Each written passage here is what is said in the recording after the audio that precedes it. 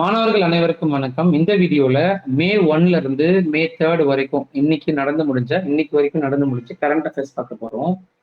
So current affairs point of வியூல பார்க்கும்போது, அதாவது எக்ஸாம் பாயிண்ட் ஆஃப் வியூல பார்க்கும்போது யூபிஎஸ்சி, டிஎன்பிஎஸ்சி போன்ற போட்டித் தேர்வுகள்ல கரண்ட் அஃபேர்ஸ் சார்ந்த கேள்விகள் நிறைய தடவை டைரக்டாவும் கேட்பாங்க, ட்விஸ்ட் பண்ணி பேக்ரவுண்ட் இன்ஃபர்மேஷன் சம்பந்தமாகவும் கேட்பாங்க. ஸோ அதுக்கு ரிலேட்டடா நம்ம டெய்லியுமே கரண்ட் அஃபேர்ஸ் போட்டுட்டு இருக்கோம். ஸோ அதுல 3 நாளைக்கான கரண்ட் அஃபேர்ஸ் நான் கம்பைன் பண்ணி கொடுத்துருக்கிறேன். இதுக்கு முன்னாடி போட்ட கரண்ட் அஃபேர்ஸ் வீடியோஸ் பார்க்கணும்னா நம்ம சேனல்ல சிற்பிகள் ஐஏஎஸ் அகாடமி சேனல்ல போயிட்டு நீங்க வீடியோஸ்ல கிளிக் பண்ணி கரண்ட் அஃபேர்ஸ் அப்படின்ற பிளேலிஸ்ட்ல போனீங்கன்னா டெய்லியும் என்னென்ன டேட் வைஸா கரண்ட் அஃபேர்ஸ் மென்ஷன் பண்ணி போட்டிருக்கோம். அது உங்களுக்கு ரொம்பவே பயனுள்ளதா இருக்கும். ஸோ இந்த டாபிக் கீழே தான் வந்து இந்த குறிப்பிட்ட தேதிகளில் நடந்திருக்கிற முக்கியமான ஈவெண்ட். நிறைய இன்ஃபர்மேஷன்ஸ் நடந்திருக்கும். பட் எக்ஸாமுக்கு எது தேவையோ அப்படின்றது எக்ஸாக்டா நம்ம சேனல்ல கொடுத்துட்டு இருக்கோம். ஸோ ரொம்பவே யூஸ்ஃபுல்லா இருக்கும். பைலிங்குவல்ல தமிழ் அண்ட் இங்கிலீஷ்ல கொடுத்துட்டு இருக்கோம். சரிங்களா? ஸோ இந்த வீடியோ உங்க தெரிஞ்ச நண்பர்களுக்கு, அதாவது யூபிஎஸ்சி, டிஎன்பிஎஸ்சி போன்ற படிக்கிற நண்பர்களுக்கு இந்த வீடியோவை ஷேர் பண்ணீங்கன்னா அவங்களுக்கு ரொம்பவே பயனுள்ளதா இருக்கும். ஓகேங்களா? ஸோ பார்க்கலாம். ஸோ ஃபர்ஸ்ட் வந்து ஆரோக்கிய மைத்ரி திட்டத்தின் செயல்பாடு இந்தியா கரேபியா எல்லையில் சுகாதார உறவுகளை வலுப்படுத்துவதற்கு உருவாக்கப்பட்டது. அப்ப ஆரோக்கிய மைத்ரி அப்படின்னு சொல்லிட்டு ஒரு மேரிடைம், அதாவது கடல்சார் ஒரு திட்டம். சரிங்களா? இது எதுக்காக உருவாக்கப்பட்டது அப்படின்றத பார்க்கணும்.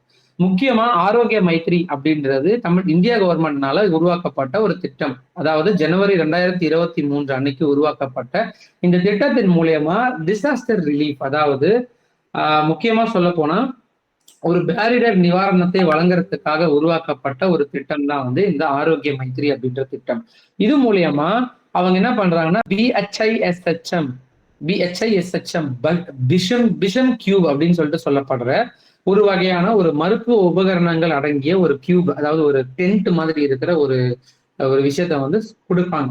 இது மூலியமா அந்த நாடுகளுக்கு உடனே பேரிடர், ஏதாவது ஒரு வெள்ள அபாய எச்சரிக்கை வருது அப்படின்னா மற்ற நாடுகளுக்கு உதவி கிடைக்கணுன்றதுனால இந்தியாவை சார்பா மற்ற நாடுகளுக்கு கொடுப்பாங்க.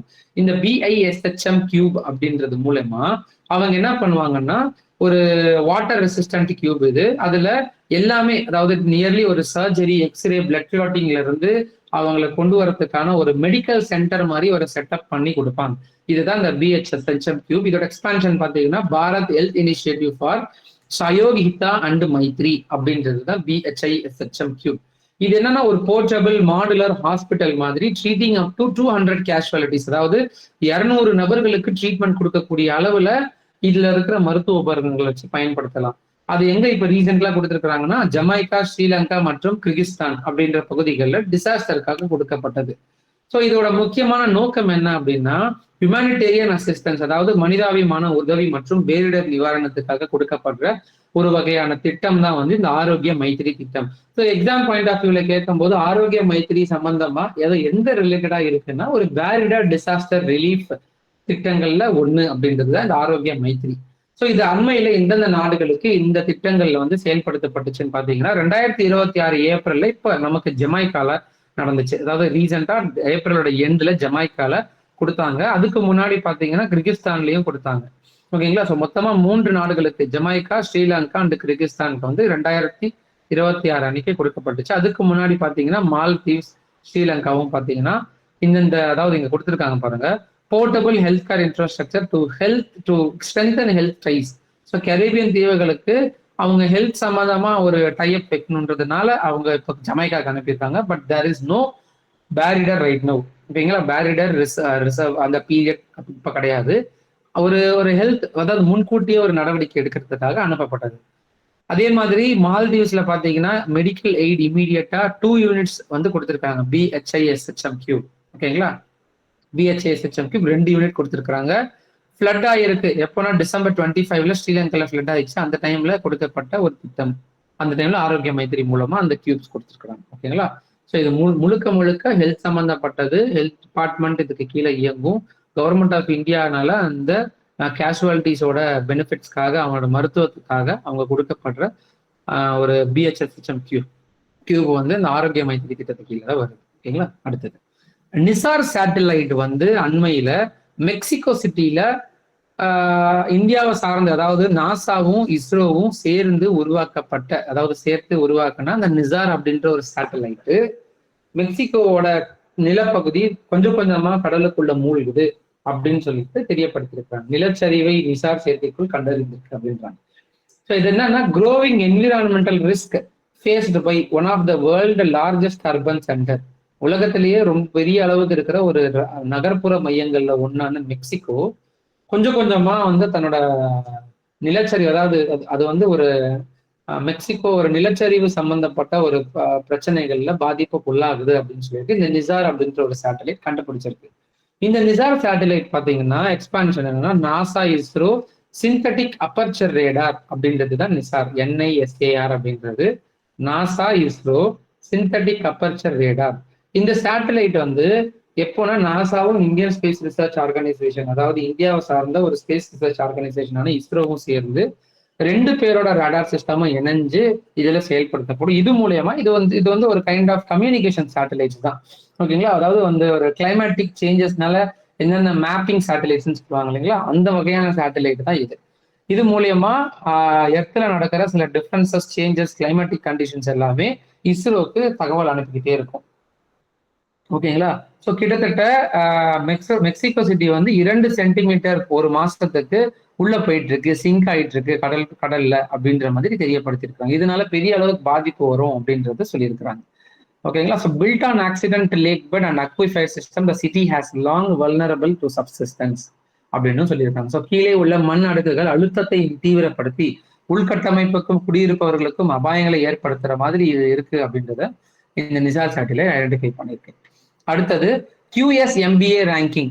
அண்மையில QS அப்படின்ற ஒரு அமைப்பு, அதாவது ஒரு காலேஜ் யூனிவர்சிட்டிஸ் கம்பைன் பண்ண ஒரு அமைப்பு, குவாக்கரோலி சைமன்ஸ் அப்படின்ற ஒரு ஹையர் எஜுகேஷன் அனலிட்டிக்ஸ் ஃபார்ம் பார்த்தீங்கன்னா அண்மையில ஒரு ரிசர்ச் பண்ணி MBA அப்படின்ற ஒரு பட்டப்படிப்புக்கு எந்த ஒரு யூனிவர்சிட்டி வந்து முதன்மையான இடத்துல வகிக்குது அப்படின்னு பார்த்தோன்னா இந்தியாலேயே IIM பெங்களூரு அப்படின்றது தான் இந்தியாலேயே டாப்ல இருக்கு. அது மட்டும் இல்லாம இந்த IIM, அதாவது இந்தியன் இன்ஸ்டிடியூட் ஆஃப் மேனேஜ்மெண்ட் பெங்களூர்ல, அந்த பெங்களூர்ல இருக்கிற அந்த இந்தியன் இன்ஸ்டிடியூட் ஆஃப் மேனேஜ்மெண்ட் உலக அளவுல 100 டாப் மோஸ்ட் யூனிவர்சிட்டிஸ்ல ஒன் ஆஃப் த யூனிவர்சிட்டியா 64வது பொசிஷன் கிடைச்சிருக்கு.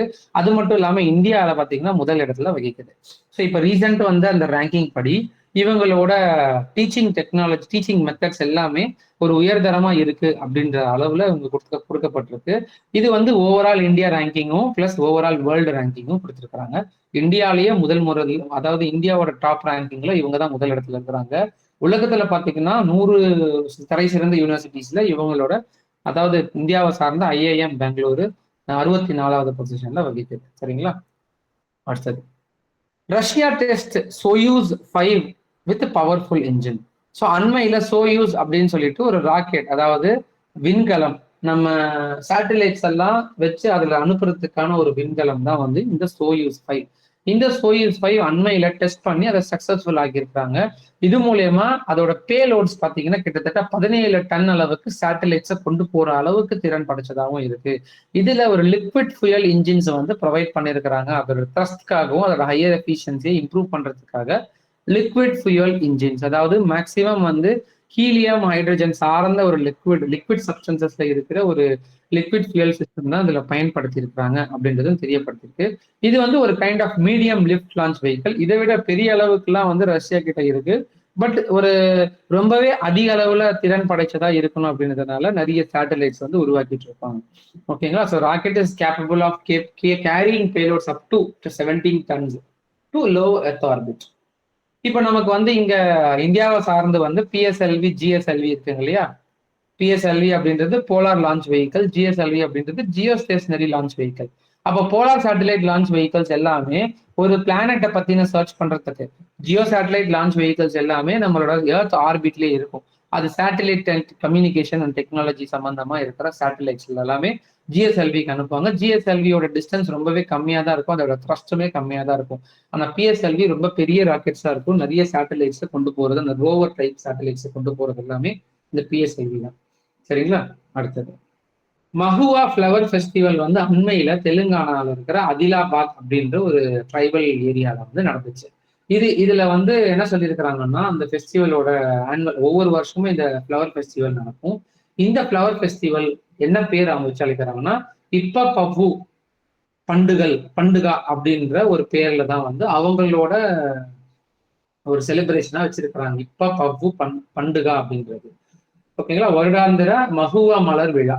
இது மகுவா மலர் அப்படின்றது மல்லி மாதிரியே இருக்கும். ஆனா மொட்டு விரியாத அளவுல இருக்கும். இதுதான் அந்த பூ. ஓகேங்களா. இது வந்து என்ன பண்றாங்கன்னா அறிவியல் ரீதியா பார்க்கணும்னா இந்த மதுகா இண்டிகா அப்படின்றது தான் இதோட சயின்டிபிக் நேம். ஓகேங்களா. இந்த மதுகா இண்டிகா பாத்தீங்கன்னா ஆதிவாசி கம்யூனிட்டிஸ் அதிக அளவுல பயன்படுத்துறாங்க. தங்களோட உணவுகள்லையும் தங்களோட ட்ரெடிஷ்னல் பிவரேஜஸ்லயுமே பயன்படுத்துறாங்க. மெடிசினல் பர்பஸ்க்காகவும் பயன்படுத்துறாங்க. ட்ரெடிஷ்னல் பிவரேஜஸ்னா அவங்க ஊர்ல உருவாக்கப்பட்ட, இப்ப எடுத்துக்காட்டு கல்லு சொல்லலாமா, ஒரு பூக்கள்ல இருந்து ஒரு வகையான மதுபானங்களை உருவாக்குறது, இந்த பிவரேஜஸ், இந்த ஜூசஸ் பயன்படுத்துறது எல்லாமே இந்த வகையான பூக்களை வச்சு பயன்படுத்துறாங்க. ஸோ இது வந்து அவங்களோட ரிச்சுவல்ஸுக்காகவும் அவங்களோட ரிலீஜியஸ் ஃபெஸ்டிவல்ஸ்க்காகவும் அதிக அளவுல பயன்படுத்தப்படுது. ஸோ முக்கியமா பார்க்க போனா கோண்டு அப்படின்னு சொல்லப்படுற ஆந்திர பிரதேசல, தெலுங்கானா பகுதிகளில் மலைவாழ் மக்களா இருக்கிற கோண்டு அப்படின்னு சொல்லப்படுற ஒரு வகையான ட்ரைப்ஸ் வந்து இவங்க இந்த காலம், அதாவது வம்சாவளியா இந்த ட்ரெடிஷன்ஸை ஃபாலோ பண்ணிட்டு இருக்காங்க. கோண்டு அப்படின்ற தமிழ்நாட்டிலயும் சரி, மற்ற சவுத் இந்தியன் ரீஜன்லயுமே நிறைய வகையான ட்ரைப்ஸ் இருக்கிறாங்க. அதுல முக்கியமா சொல்லப்படுற கோண்டு ட்ரைப்ஸ் பெரிய அளவுல இந்த ஆந்திர பிரதேஷ், தெலுங்கானா பகுதிகளில் வாழ்றாங்க. இந்த RRR படம் பாத்தீங்கன்னா கூட தெரிஞ்சிருக்கும். அதுல வந்து ஜூனியர் NTR பாத்தீங்கன்னா கோண்டு ஜாதியை சேர்ந்தவன் அப்படின்னு சொல்லிட்டு எல்லாம் சொல்லியிருப்பாங்க. அந்த ஒரு பெண்ணுக்காக வருவான். அந்த கோண்டு ஜாதியில இருக்கிற மக்கள் ஒரு ஆட்டை கூட சாதாரணமா விட மாட்டாங்க. அவங்களோட குடும்பத்தை ஒருத்தரா பார்ப்பாங்கன்னு சொல்லிட்டுலாம் சில இன்ஃபர்மேஷன்ஸ் வந்து கொடுத்துருப்பாங்க. அப்போ கோண்டு அப்படின்றது அந்த மலைவாழ் மக்கள்ல ஆதிவாசி கம்யூனிட்டிஸ்ல ஒரு வகையான ட்ரைபல் கம்யூனிட்டி. சரிங்களா. அடுத்தது, India launches first barrier free toll plaza on NH-48. So national highway 48 பாத்தீங்கன்னா எதுக்கு இருக்குன்னா எந்தெந்த கனெக்ட் ஆயிருக்குன்னா சென்னை டு டெல்லி, சென்னைக்கும் டெல்லிக்கும் லேண்ட் சர்ஃபேஸ் மூலியமா கனெக்ட் ஆகிறதுக்கு 2807 கிலோமீட்டர் அளவுக்கு நீளம் கொண்ட அந்த NH-48ல முதல்ல ஃபர்ஸ்ட் பேரியர், அதாவது டோல் பிளாசா வந்து டோல் பிளாசால நின்று கட்டணம் செலுத்தி போற அளவுக்கு இல்லாம அதை வந்து அதோட வெஹிக்கல்ஸ் அண்ட் ஃபாஸ்டேகோட இது மூலியமா டைரக்டாவே அதை ஒரு ஸ்லோ டவுன் பண்ணி அதுல வந்து கேப்சர் பண்ணி அந்த ஹை குவாலிட்டி கேமரா மூலியமா கேப்சர் பண்ணி ஆட்டோமேட்டிக்கா பேமெண்ட் ஜெனரேட் பண்ற டெக்னாலஜிஸை கொண்டு வந்திருக்கிறாங்க. ஓகேங்களா. இது எங்க செட் பண்ணிருக்கிறாங்கன்னா ஒரே ஒரு இடத்துல அந்த நேஷனல் ஹைவே 48ல செட் பண்ணிருக்கிறாங்க. சொரையாசி டோல் பிளாசா அப்படின்னு சொல்லப்படுற கிட்டத்தட்ட குஜராத்ல இருக்கிற ஒரு டோல் பிளாசால இந்த வகையான டெக்னாலஜி பயன்படுத்திட்டு இருக்காங்க. இப்போ நார்மலா நம்ம ஃபாஸ்டாக் பயன்படுத்திட்டு இருக்கோம் டிராவல் பர்பஸ். அப்போ அதுல டோல் பிளாசால வந்து அந்த ஃபாஸ்டாக் வச்சு ஐடென்டிஃபை பண்ணி அமௌண்ட்டை ஜென்ரேட் பண்ணிடுறாங்க.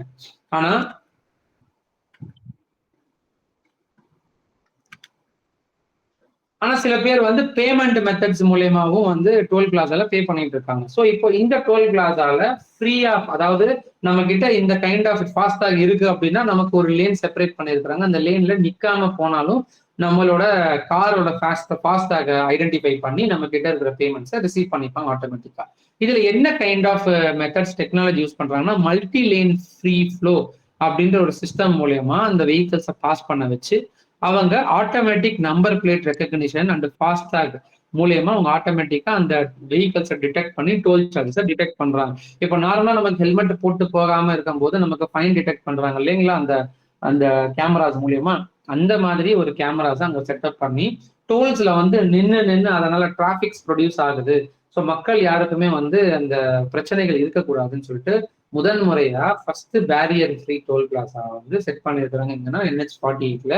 NH-48ஓட டிஸ்டன்ஸ் பார்த்துக்கோங்க 2807 கிலோமீட்டர். இது எதோட ஸ்ட்ரெச் பார்த்தீங்கன்னா டெல்லியில இருந்து சென்னைக்கு போற வழி. இது எது வழியா போகும்னா ஹரியானா, ராஜஸ்தான், குஜராத், மகாராஷ்டிரா, கர்நாடகா, தமிழ்நாடு, அதாவது டெல்லியில இருந்து வந்துச்சுன்னா இந்த டிஸ்ட்ரிக்ட்ஸ் எல்லாம் இந்த ஸ்டேட்ஸ் எல்லாம் கவர் பண்ணிட்டு வரும்போது குஜராத்ல வரும்போது இந்த சொராயாசி டோல் பிளாசா சூரத் பரூச் ஸ்ட்ரெச்ல இருக்கிற குஜராத்ல இருக்கிற ஒரு டோல் பிளாசால இந்த சிஸ்டம் கொண்டு வந்திருக்கிறாங்க. இதுக்கு முன்னாடி அதாவது NH-48 பாத்தீங்கன்னா ஃபர்ஸ்ட் ரெண்டா பிரிஞ்சிருந்துச்சு. NH-4 ஆகும், NH-8 ஆகும். NH-8 பாத்தீங்கன்னா டெல்லி டு மும்பை, அகைன் அதை ஸ்ட்ரெச் பண்ணதுனால Mumbai to Chennai. So Chennai to Mumbai, Mumbai to Delhi அதை ஸ்ட்ரெச் பண்ணதுனால NH-48 அப்படின்னு சொல்லிட்டு வச்சிருக்கிறாங்க. ஸோ 2010ல தான் வந்து இது ரெண்டுத்தையும் ஆட் பண்ணியிருக்கிறாங்க. அதுக்கு முன்னாடி தனித்தனியான ஹைவேஸா தான் இருந்துச்சு. சரிங்களா. ஸோ ஒரு வருஷத்துல பாத்தீங்கன்னா, அதாவது 2025ல மட்டுமே மார்ச் 2025 வரைக்குமே பாத்தீங்கன்னா கணக்கு 61,000 கோடி அளவுக்கு நமக்கு டோல் ரெவன்யூ மட்டுமே வந்திருக்கு. ஸோ ஸோ இது பாத்தீங்கன்னா 25% கண்டிப்பா 2026 இன்க்ரீஸ் ஆகும் அப்படின்னு நம்பப்படுது. கிட்டத்தட்ட 75,000 இருந்து 82,900 கோடி வரைக்கும் இன்க்ரீஸ் ஆகிறதுக்கு வாய்ப்பு இருக்கு. ஸோ இது ஒவ்வொரு டோல் பிளாசாஸை இம்ப்ரூவ் பண்ணும்போது ஒவ்வொரு டோல்லையுமே கட்டணம் கட்டக்கூடிய வெஹிக்கல்ஸ் பாஸ் பண்ணக்கூடிய ஒவ்வொருத்தருமே கட்டணம் கட்டணும் இல்லைங்களா? அது மூலயமா உருவாகிறது இது.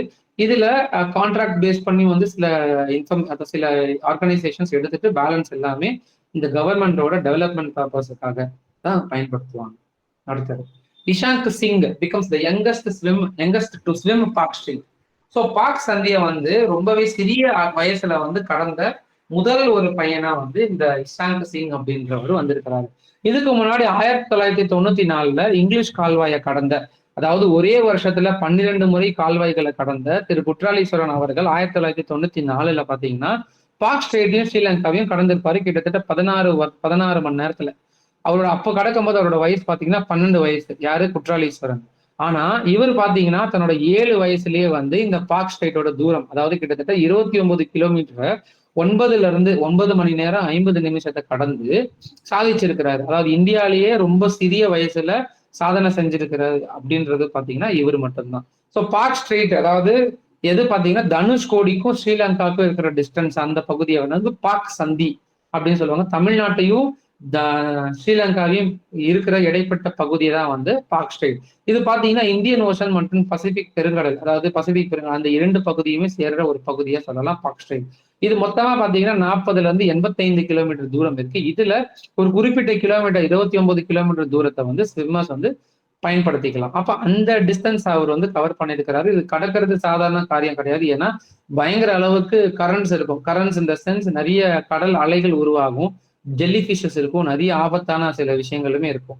ஸோ இவர் முன்னாடி நீந்த விட்டு பின்னாடி வந்து ரெஸ்கியூ போட்ஸோட தான் போவாங்க. அதுக்கேற்ற மாதிரி தான் ஃபெசிலிட்டிஸ் வச்சுட்டு போவாங்க. ஓகேங்களா? எமர்ஜென்சி ஃபர்ஸ்ட் எய்ட் கிட்ஸ் எல்லாமே வச்சுட்டு தான் போவாங்க.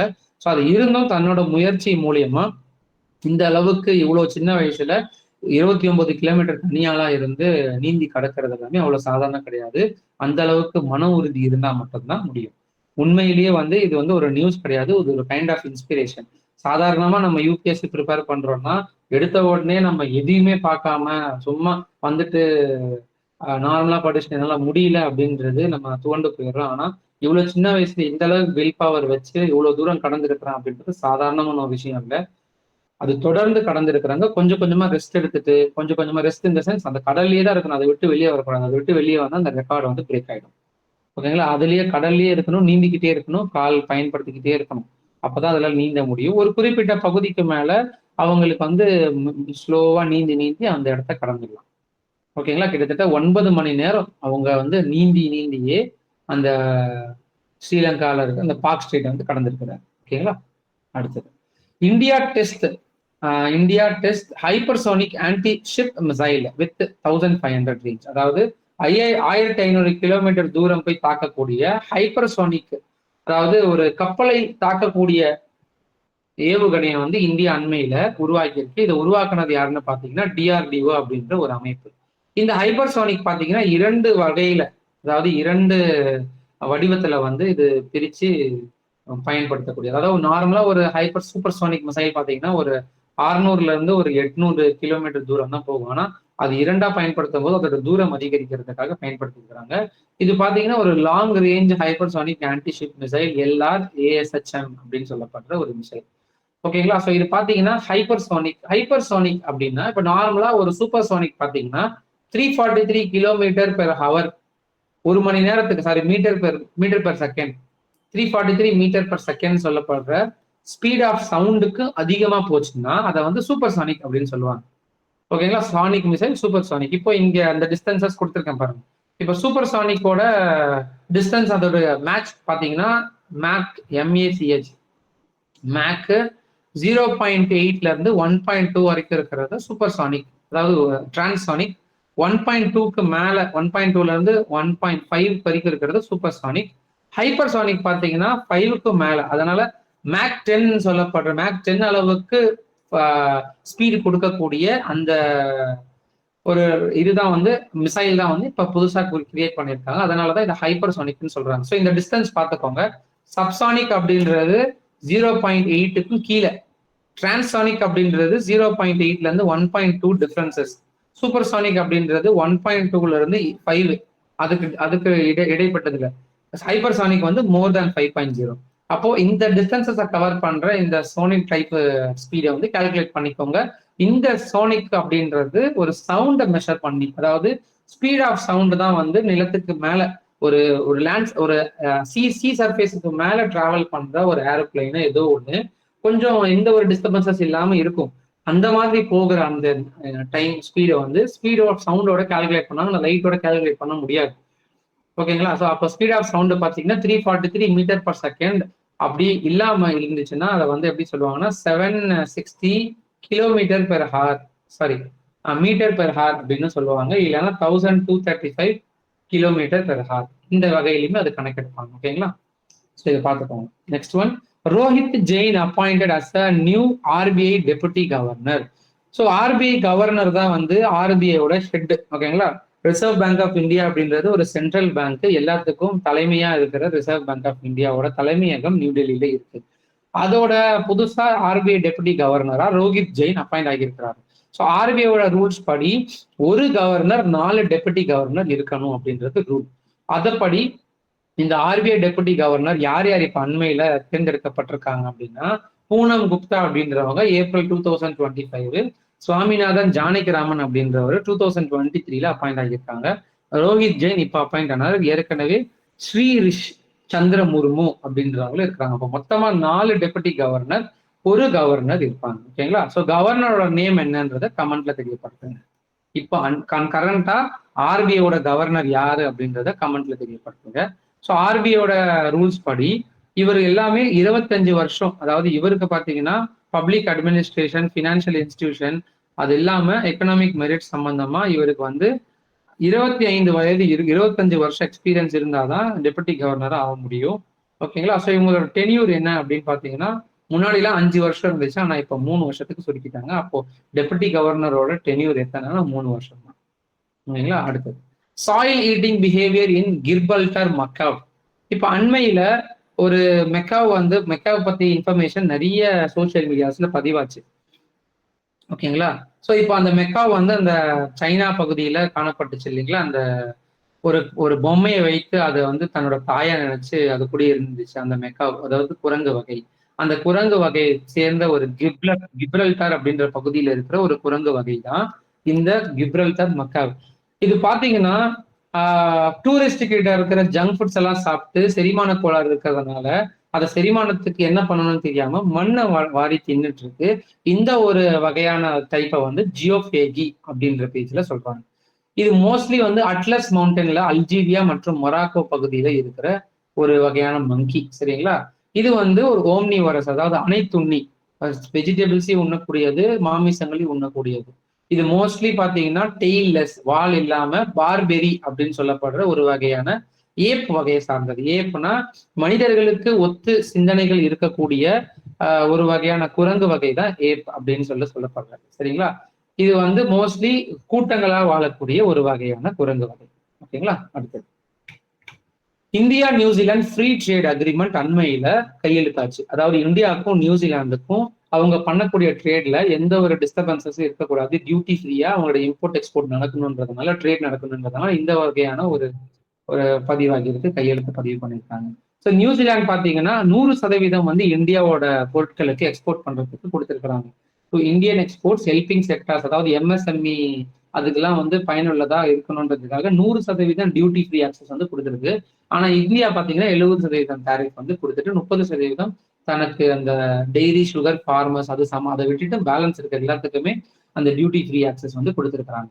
ஸோ இது மூலியமா அவங்க எதை ப்ரமோட் பண்ண நினைக்கிறாங்கன்னா, இந்தியாவை சார்ந்து இந்த ஆயுர்வேதிக் ப்ராடக்ட்ஸ், அதாவது ஆயுஷ் சொல்லப்படுற ஆயுர்வேதா, யோகா, நேச்சுரோபதி, யுனானி மற்றும் சித்தா அண்ட் ஹோமியோபதியை இம்ப்ரூவ் பண்றதுக்காகவும் ப்ரொமோட் பண்றதுக்காகவும் இந்த கைண்ட் ஆஃப் ட்ரேட் அக்ரிமெண்ட்டை அவங்க இது பண்ணியிருக்காங்க. அதுக்கு முன்னாடிலாம் பாத்தீங்கன்னா லாஸ்ட் 3.5 இயர்ஸா Mauritius, UAE, Australia, European Nations, அதாவது ஐஸ்லாண்டு, லிச்சர்ஸ்டெயின், நார்வே, சுவிட்சர்லாந்து, அந்த மாதிரி நிறைய கண்ட்ரீஸுக்கு ஏற்கனவே சைன் பண்ணியிருக்கிறாங்க. ஸோ இந்த கண்ட்ரீஸ் எல்லாமே, குறிப்பிட்ட கண்ட்ரீஸ்ல இந்தியாவும் அந்த கண்ட்ரீஸுமே வந்து ஃப்ரீ ட்ரேட் அக்ரிமெண்ட் நடத்திருக்கிறாங்க. அது மூலயமா இம்போர்ட் எக்ஸ்போர்ட் வந்து சீம்லெஸ், அதாவது காஸ்ட் அதிகமா இல்லாம ஒரு குறிப்பிட்ட பகுதிகளில் குறைச்சு கொடுக்கக்கூடிய ஒரு இதுவா இருக்கும். ஓகேங்களா. அடுத்தது இன்டர்நேஷனல் லேபர் டே ஒவ்வொரு வருடமும் மே 1ஆம் தேதி அனுசரிக்கப்படுது. எதுக்காக இந்த இன்டர்நேஷனல் லேபர் டே, மே டே அப்படின்னு சொல்லப்படுற ஒரு வகையான இந்த அனுசரிப்பு, அந்த அந்த ஒரு விஷயம் நடக்குது அப்படின்றது நிறைய பேருக்கு தெரியாது. ஆனா உழைப்பாளர் தினம் அப்படின்னு சொல்லிட்டு சொல்லப்பட்டு நிறைய பேர் ஒரு கவர்மெண்ட் ஹாலிடேல லீவ் விட்டுருப்பாங்க. எதுக்காக இந்த மே டே வந்து அனுசரிக்கப்படுது?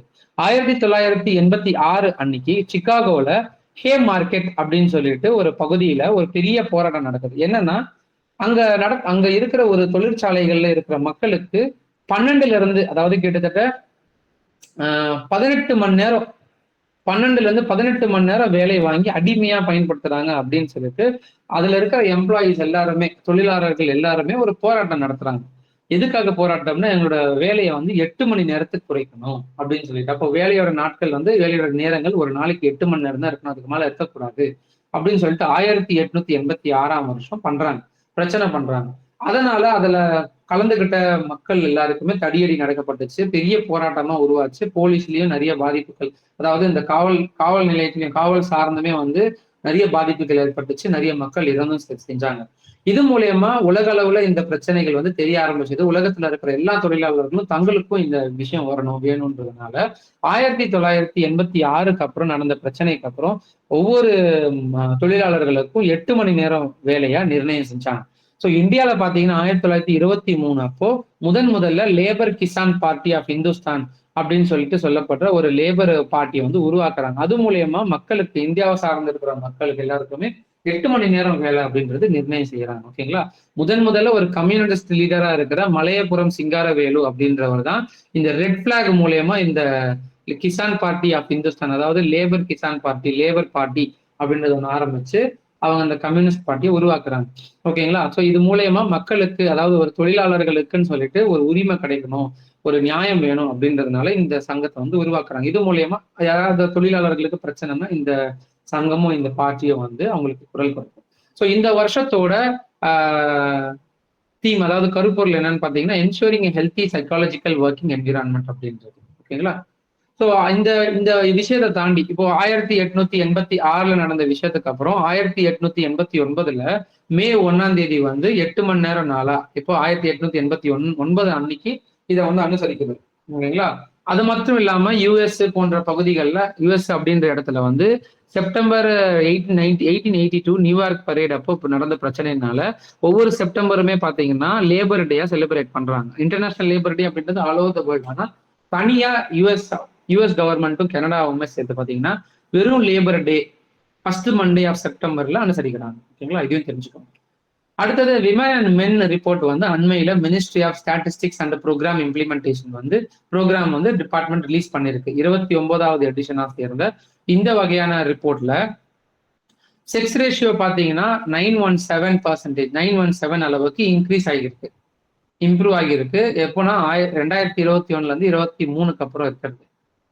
அது மட்டும் இல்லாம இன்ஃபேண்ட் மோர்டாலிட்டி ரேட், இன்ஃபேண்ட்னா குழந்தைகள் பிறப்பு வந்து கம்மியாகிருக்கு. Birth ratio of birth improve ஆகியிருக்கு. ஜெண்டர் பேரிட்டி பாத்தீங்கன்னா ஸ்கூல் எஜுகேஷன் அளவுக்கு இம்ப்ரூவ் ஆகியிருக்கு. ஃபீமேல் ஜெண்டர் ஈக்குவலன்ஸ் பாத்தீங்கன்னா 30% இன்க்ரீஸ் ஆகியிருக்குன்னு சொல்லிட்டு தெரிஞ்சிருக்காங்க. அது மட்டும் இல்லாம விமென்ஸுக்கும் மென்னுக்கும் இருக்கிற லிட்ரஸி கேப் பாத்தீங்கன்னா 14.4% ஆகும். லோ கேன்சர் ஸ்கிரீனிங், அதாவது ஸ்கிரீனிங் எஃபெக்ட் படி கேன்சர் அளவு பாத்தீங்கன்னா 1.7 அளவுக்கு கம்மியா இருக்கு. அது மட்டும் இல்லாம வேலையோட பலு வந்து இந்த ரிப்போர்ட்ல அதிகமாகிருக்கு அப்படின்ற ரிப்போர்ட்டுமே இது மூலயமா நமக்கு தெரிஞ்சுக்க முடியும். அடுத்தது டான்டியா டோப் 1857 லெட்டர் அண்மையில மத்திய பிரதேசில கிடைச்சது. ஓகேங்களா. ஸோ இந்த மத்திய பிரதேசில கிடைச்ச இந்த 1857 டான்டியா டோப் அவர்கள் எழுதின கடிதம் மூலியமா நிறைய விஷயங்கள் தெரிய ஆரம்பிச்சது. அதான் அந்த டைம்ல எப்படி வந்து இந்த போராட்டங்கள், போர்கள் நடந்துச்சு அப்படின்ற ஒரு தகவல்கள் இந்த லெட்டர் மூலியமா தெரியப்படுத்திருக்கிறாங்க. இந்த 169 வயசு லெட்டர் பாத்தீங்கன்னா டான்டியா டோப்னால எழுதப்பட்டது. இது பாத்தீங்கன்னா ஹிந்தி மற்றும் பந்தேலி அப்படின்னு சொல்லப்படுற ஒரு மொழியில மர்க் மொழி அப்படின்ற ஒரு ஸ்கிரிப்ட் வடிவத்துல எழுதப்பட்டது. இது இதுல வந்து என்ன கொடுத்துருக்காங்கன்னா rebel network during first war of independence first war of independence சொல்ற 1857 ரிவால்ட் இருக்கு, 1800 அதாவது 1857 ரிவால்ட் தான் முதல்ல சுதந்திர போர் அப்படின்னு சொல்லிட்டு சொன்னாங்க. பெரிய அளவுல பிரிட்டிஷும் சரி இந்திய ராணுவமும் சரி பெரிய அளவுல போராட்டப்பட்டுச்சு. அந்த டைம்ல இந்திய ராணுவம் கிடையாது, இந்த மாதிரி சில ரிபல்லியன்ஸ் குரூப்ஸ் தான் வந்து போராடினாங்க. அதுல ராணி லட்சுமி பாய் இந்த மாதிரி நிறைய பேர் இருப்பாங்க. சரிங்களா? அந்த டாண்டியா டோப் யாருன்னு பாத்தீங்கன்னா, நிறைய விதமான போராட்டக்காரர்கள்ல முதன்மையா போராட்டக்காரர்கள்னு கருதப்படுறவர் டாண்டியா டோப். இவரு தத்தியா தோப் அப்படின்னு சொல்றாங்க. 1857 ரிவால்ட்ல கொரில்லா முறையை வந்து கொரில்லா போர் முறையை முதல்ல கொண்டு வந்தவர் இவர் தான். இவர் வந்து ராணி லட்சுமி பாய் படையில இருந்து பிரிட்டிஷுக்கு எதிராக போராடினாரு. அப்போ முதல்ல சுதந்திரத்துக்கான போராட்ட போர் பாத்தீங்கன்னா இந்தியாவில் நடந்தது 1857 ரிவால்ட். அதாவது இவர் என்ன பண்றாருன்னா, இந்தியன் ஈஸ்ட் இந்தியன் கம்பெனியோட ட்ரூப்ஸை 1857 தன்னோட குரில்லா வார்ஃபேர் டாக்டிக்ஸ் மூலியமா பிரிட்டிஷ் மொத்தமா அடிச்சு துவம்சம் பண்றாரு. கிட்டத்தட்ட 10,000 அளவுக்கு பிரிட்டிஷ் ஹோல்டர்ஸ் வந்து இறக்குறாங்க இவரோட குரில்லா வார்ஃபேர். குரில்லா வார்ஃபேர்னா ஒன்றும் கிடையாது, சாதாரணமா ஒரு போர் முறை அப்படின்றது போய் நேருக்கு நேரா போர் செய்யறது, நேருக்கு நேரம் போர் செய்து அந்த இடத்துல நின்று சுத்தி வர எதிரிகளை தாக்குறது. ஆனா இந்த குரில்லா முறை பாத்தீங்கன்னா ஒரு இடத்துல இருந்து நகர்ந்துகிட்டே இருப்பாங்க, நிக்கவே மாட்டாங்க. எங்க இருந்து ஆட்கள் வருவாங்க அப்படின்றது தெரியாது. சிறு சிறு படைக்குழுக்களா பிரிஞ்சு அந்த இடத்தை விட்டு நகர்ந்துகிட்டே இருப்பாங்க, ஒரு இடத்துல நிக்கவே மாட்டாங்க. அந்த மாதிரி படைகள், அந்த மாதிரி சில விஷயங்களை வந்து போர் டாக்டிக்ஸை பயன்படுத்தி நிறைய அளவுக்கு ஒரு சேதாரத்தை பிரிட்டிஷ் சைட்ல ஏற்படுத்தினாங்க. அதுல முக்கியமா இருக்கிறவர் இந்த டாண்டியா தோப் அப்படின்றாங்க. ஓகேங்களா? அடுத்தது மெரைன் ஃபிஷிங் லேண்டிங். அதாவது 2025 போன வருஷம் ரிப்போர்ட் படி தமிழ்நாடு தான் வந்து அதிக அளவுல மீனோட வருவாயை அதிகப்படுத்தி அதாவது மீன் பிடிச்சு அது கடலுக்கு அந்த நிலப்பகுதிக்கு கொண்டு வந்த அந்த பட்டியல்ல தமிழ்நாடு முதல் வகுத்துல இருக்குது. மொத்தமா 6.85 லட்சம், அதாவது 6,85,000 டன் அளவுக்கு தமிழ்நாடு அந்த மீனோட கொள்முதலை எடுத்திருக்கு. அதாவது மீன் அந்த அளவுக்கு பிடிச்சிருக்கிறாங்க. அதுக்கு அடுத்தபடி பாத்தீங்கன்னா குஜராத், கேரளா, கர்நாடகா, மகாராஷ்டிரா அப்படின்ற அந்த எண்ணிக்கை இருக்கு. இப்ப தமிழ்நாடு பாத்தீங்கன்னா highest marine fishing landing in India 2025. This surpassed Gujarat. அதாவது அதுக்கு முன் ரெக்கார்ட் பாத்தீங்கன்னா 6.43. ஆனா இப்ப பாத்தீங்கன்னா 6.85 லேக்ஸ். குஜராத்தோட அளவு பாத்தீங்கன்னா 6.43, தமிழ்நாடு அளவு பாத்தீங்கன்னா 6.85 லேக்ஸ். ஓகேங்களா? இதுக்கு முன்னாடியே பாத்தீங்கன்னா நமக்கு 6.79 லேக்ஸ் இருக்கு 2024ல. ஆனா இப்ப இன்க்ரீஸ் ஆனதுனால இந்தியாவிலே பாத்தீங்கன்னா அதிக அளவுல மீனோட லேண்டிங்ஸ், அதாவது மீன் பிடிப்பு அந்த வகையில தமிழ்நாடு தான் அதிக அளவுல மீன் பிடிச்சிருக்கு அப்படின்னு சொல்லிட்டு சொல்லியிருக்கிறாங்க. நாரிட் அப்படின்னு சொல்லப்படுற ஒரு வகையான ஒரு ஏஐ ஆர்டிபிஷியல் இன்டெலிஜென்ஸ் டூலை வந்து குஜராத் போலீஸ் வந்து டிபார்ட்மெண்ட் டெவலப் பண்ணியிருக்கிறாங்க. இது எதுக்காகனா அவங்களோட narcotics analysis and retrieval augmented generation based investigation tool. Narcotics அவங்களோட போதைப் பொருள் பகுப்பாய்வுக்காகவும் அதை ஐடென்டிஃபை பண்றதுக்காகவும் இந்த வகையான ஏஐ டூலை பயன்படுத்துறாங்க. இது மூலயமா எஃப்ஐஆர் வந்து ஈஸியா இன்வெஸ்டிகேஷன் ரிப்போர்ட்டுக்கு ஜென்ரேட் பண்ணக்கூடிய ஒரு வகையான ஏஐ டூலை இது செயல்படுது. It's based on the retrieval augmentation general RAG technology பயன்படுத்தி இருக்கிறாங்க. அது மட்டும் இல்லாம என்டிபிஎஸ் ஆக்டோட இவங்க அதுல எம்பர்ட் பண்ணிருக்காங்க. ஸோ அப்ப என்டிபிஎஸ் ஆக்ட் படி அவங்க கொடுத்திருக்கிற இன்ஃபர்மேஷன்ஸ் ரொம்ப பேசிக்கா கொடுத்தாலே அது ஃபர்ஸ்ட் ஐடென்டிஃபிகேஷன் ரிப்போர்ட்டை ரெடி பண்ணி கொடுத்துரும். இல்லைன்னா அதுக்கு டைம் ஆகும். அப்ப அந்த டைம் சேவ் பண்றதுக்காக இந்த வகையான ஒரு டூலை யார் உருவாக்கி இருக்கிறாங்கன்னா குஜராத் போலீஸ் வந்து உருவாக்கி இருக்கிறாங்க. சரிங்களா? ஸோ இது சம்பந்தமா ஏதாவது ஒரு நியூஸ் இருந்துச்சுன்னா, அதாவது இது சம்பந்தமா இல்லை, இந்த இன்னைக்கு சொல்லப்பட்டிருக்கிற இந்த வீடியோல ஏதாவது டவுட்ஸ் இருந்துச்சுன்னா நீங்க கமெண்ட்ல தெரியப்படுத்துங்க. இந்த வீடியோவோட பிடிஎஃப் டிஸ்கிரிப்ஷன்ல நான் பிடிஎஃப் லிங்க் கொடுத்துருக்கேன், கிளிக் பண்ணி டவுன்லோட் பண்ணி படிச்சுக்கோங்க. சரிங்களா? அடுத்த வீடியோல உங்களை சந்திக்கிறேன். தேங்க்யூ.